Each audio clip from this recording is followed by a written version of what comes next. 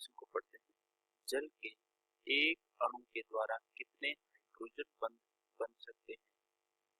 जल के अंदर कितने हाइड्रोजन बंध बन सकते हैं हमें बताना है। सबसे पहले हम क्या उदाहरण लिखेंगे। जब जल जल में एच बंधन जल में एच बंधन या हाइड्रोजन बंधन कितना होता है ये हमें बताना है। जल जिसको हम H2O से लिखा जाता है जल कहते हैं। संरचना की बात करते हैं तो यहाँ पर HOH इसकी संरचना इस तरीके की होती है। इस पर दो एकाकी इलेक्ट्रॉन युग्म रहते हैं जिसकी वजह से इसकी आकृति जो होती है वो कैसी हो जाती है, वी कोणीय आकृति हो जाती है। मतलब कि बैंड आकृति कहा जाता है, इसको वी बैंड आकृति कहा जाता है। ठीक है। अब हमें कहा गया है कि इसमें कितने हाइड्रोजन बंधन है। तो ये ऑक्सीजन जो होता है विद्युत ऋणता की बात करते हैं। विद्युत ऋणता की अगर बात करें तो जो ऑक्सीजन की विद्युत ऋणता होती है वो हाइड्रोजन की तुलना में ज्यादा होती है।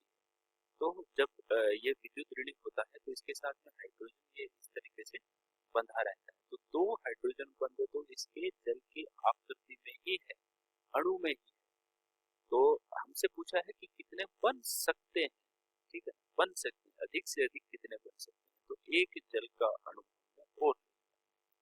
और जैसे ही हमने जल का अणु लिया तो इसके पास में हमने देखा कि ये अधिक विद्युत ऋणी जो ऑक्सीजन है ये दूसरे अणु के हाइड्रोजनों को भी अपनी तरफ आकर्षित कर रहा है। इस तरीके से ये दूसरे जल के अणु को भी आकर्षित कर रहा है। और ये इसी तरीके से यहाँ पर एक और जल का अणु है, इसके हाइड्रोजन को भी ये आकर्षित कर रहा है। ठीक है। तो हमने देखा कि एक ऑक्सीजन चार चार हाइड्रोजन बंधन बना रहा है। एच बंधन बनता है, ये कब बनता है? ये बर्फ में बनता है।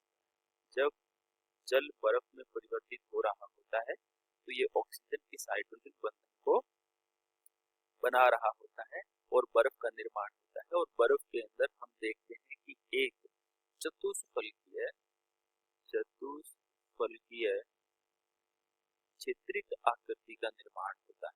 क्षेत्रिक आकृति के रूप में जल के अणु जुड़े रहते हैं एक दूसरे के साथ में, और वो कारण किस वजह से? इस हाइड्रोजन बंधन की वजह से।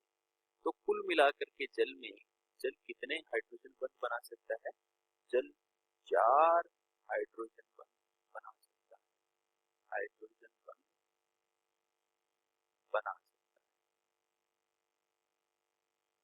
ठीक है, आशा करते हैं आपको समझ आया होगा।